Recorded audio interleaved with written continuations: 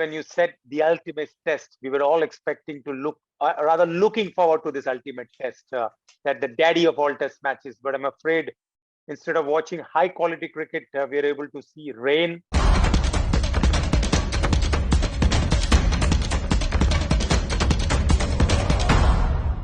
Hello everyone, welcome to Straight Bat with Gulf News and Mr. Cricket UAE, that's Anis Sarjan. With me and Anis is Gautam Bhattacharya, and we are discussing the ultimate test, the World Test Championship final between New Zealand and India. But despite being an ultimate test, we have had much of the day's play washed out today. Today, the entire day's play was washed out, so was the first days. So we had a bit of play on the second day and the third day. But not all is lost. We still have 2 days to go. Anis, what do you think? What can we expect in the next 2 days? Good evening, Sham. Good evening, Gautam. Good evening to all the beautiful people of Gulf News. Well, when you said the ultimate test, we were all expecting to rather looking forward to this ultimate test, that the daddy of all test matches. But I'm afraid instead of watching high quality cricket, we are able to see rain. We've seen only 142 overs happen in a span of 4 days. Thankfully, we had a reserve day, but in 2 days, you're asking for too much. And the only team which can call all the shots is probably New Zealand. Gautam, what do you think can happen in the next 2 days? Because do you see a result from here? Difficult, Sham. I mean, see, the thing is, in the past, you have had results in 3 days, 3.5 days. Now, if you technically think that, okay, I've got 1.5 days of play, 2 days are still left behind, but there has to be an exceptional collapse somewhere. And we don't know how the weather is going to hold. I mean, though the predictions, today I was checking because I had a lot of time. So then I saw that it's marginally better. But it's difficult to see a result at this point on over the next 2 days. Yeah, Anis was saying earlier that that's how at best we can get something like 150 overs. 150 overs, we need to have a New Zealand play and then the 2 innings, one from India and one from New Zealand. It's a tough ask, really. So let's say if play happens over the next 2 days, will the equations change? Will the rain improve? I mean, rain definitely will bring moisture, additional moisture. Will it affect India's game plan? What do you think, Anis? Well, Sham, like you mentioned, we are talking about a maximum. Even if they go 90 overs a day, they are actually asking about 98 overs a day, but that is asking too much from English weather with the light and all keeping in mind. So let's presume they get 180 overs of 2 days of proper test cricket. All right. Now we hope the only way there is a result possible in this match, when probably New Zealand bats around, let's presume, 80 overs tomorrow and puts in 250 runs. That means they have given India a lead of around 140, 130. And then you expect India to be probably, feeling the pressure on the last day. And with 80 overs to play or 90 overs to play, come under pressure and get bowled out. There is where you see a chance. But if you think that India bowling out New Zealand and then batting and giving them a target and then bowling out New Zealand, that asking for too much, you really have to be, a spectacular person to judge the result of this match. But as I said, the only team which can call all the shots is New Zealand, putting at least some sort of a score and making India bat probably 80 to 90 overs on the last day. Gautam, what Anis said right now is technically from here, the only team which can win is New Zealand, simply because they can put up a big score and hope to bowl out India, which means the match will be over with 3 innings of the match. So if India has to win, there has to be 4 innings, which is quite impossible given the time frame left in the match. What are your thoughts on that? Yes, see, New Zealand can certainly reap the benefit of the hard work which they put in that final session yesterday. So if I would agree with Anis there that if the lead is somewhere around even somewhere around 70 to 80 runs, and then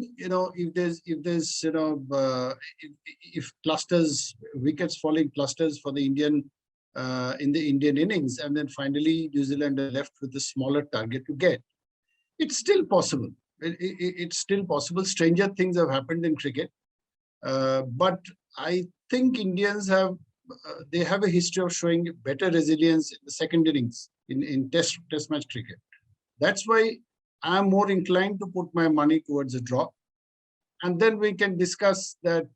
In fact, I was just going through the column that Anis Bhai has written for us, that why doesn't ICC take their lessons from the 2019 experience and over again. I mean, it's good to talk about the romance of the game and the English weather, but if it becomes a damn squib, it can put off people who are actually putting their money on the game. I'm talking about the sponsors and the broadcasters here.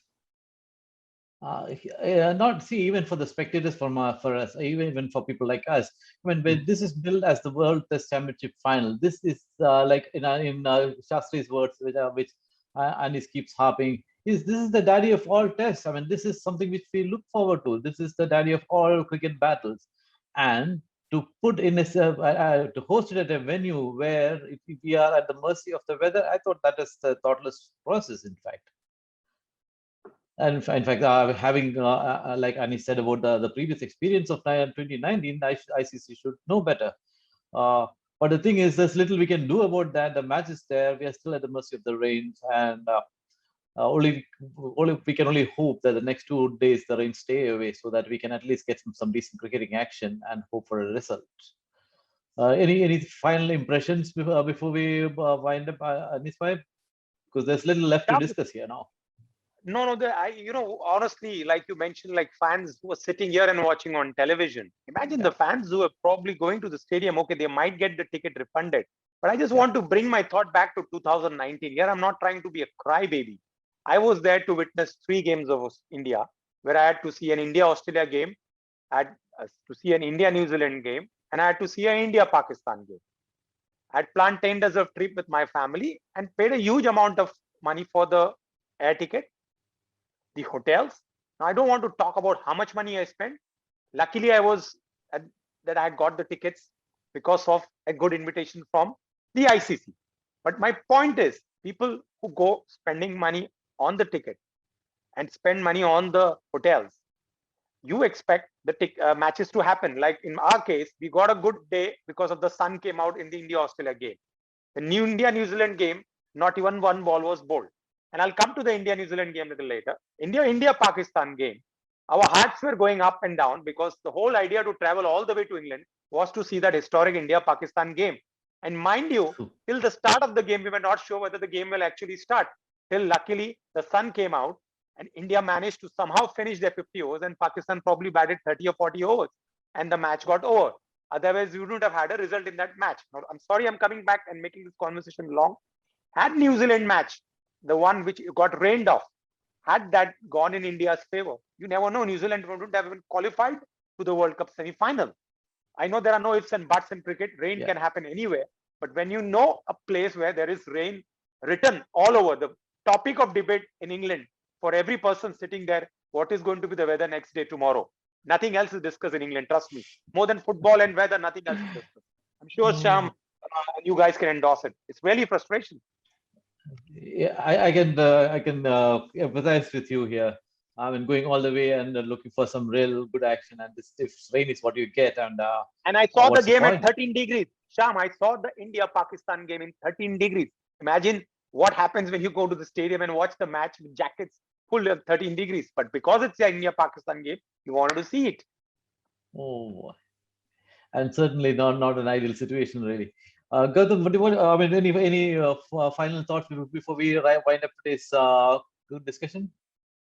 Yes, I completely understand Anis Bhai's frustration, and at the same time, I mean, what I would like to point out is, you see that the way that the sport is being run. I mean, eventually it is 3 nations who get all these mega events, on a cycle, because that big 3 policy may have been done away with. But in cycles, if you look at, it's India, Australia, and England. Now, you are bound to come across this kind of a situation or the other. Now, you cannot, blame the ICC, because they thought that, well, what other better venue than, Lords, which they call the home of cricket, to keep the final. They couldn't keep it there. They had to take it to Gazprom because they had the advantage of the integrated hotel inside the stadium. That's where the change of venue took place. So maybe, it's time to look at the way the marquee events are being rotated.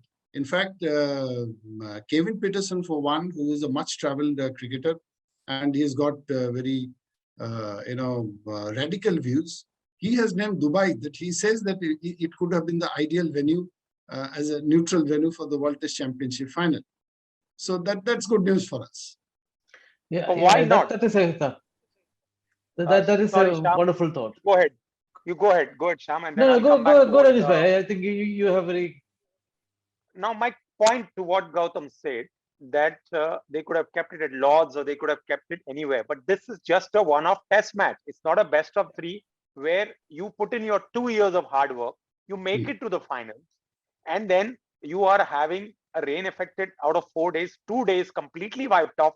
Out of the 2 days, that whatever rain matches you got is 142 overs. I mean, is this a joke? It's the World Cup final. It is setting a platform for the other finals, because you remember when an ODI final happened, people look forward to the next final because that's the big fish. Then came the T20 World Cup. This was the ultimate, as they said, the ultimate test. What are we seeing? The ultimate rain. I can, if we are so, I mean, if we are so distraught, you can imagine how frustrating it must be for the players today. 10 days of quarantine, 10 days of quarantine in England, and then get to see 2 days of cricket. I hope there is a result and I get a slap on my face, but you're asking for a miracle, Shyam.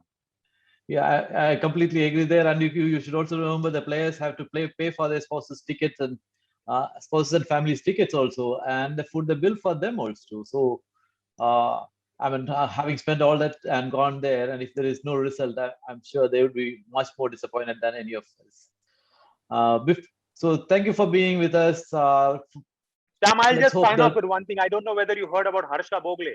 He was supposed to commentate in that series.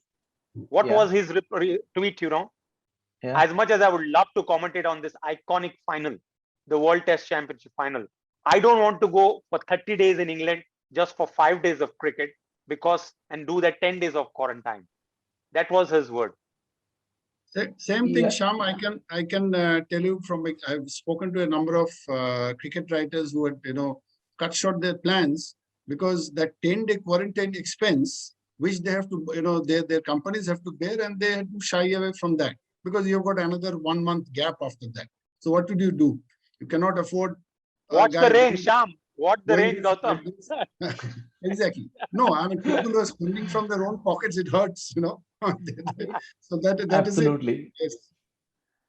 No. I mean, it doesn't make any sense. Really. It doesn't make any financial sense for spending so much money for 5 days. And we can clearly understand the reservations. Let's hope the rain stays away. Even if there is a result, so long as we get some decent cricketing action, I would be happy to see that. And I'm sure as cricket enthusiasts, you also would love to see some good action tomorrow, because let's see how much can we get tomorrow. And have you guys had any look at the weather forecast? Yes, it's very good tomorrow, but not sure about the light. As I said, 98 overs is the maximum you can bowl tomorrow. That's what the ICC rules allows in a day, maximum 98 overs. Now, mind you, it's been raining throughout. It's not stopped raining. So it doesn't guarantee that the wicket will be ready tomorrow morning at 10 o'clock.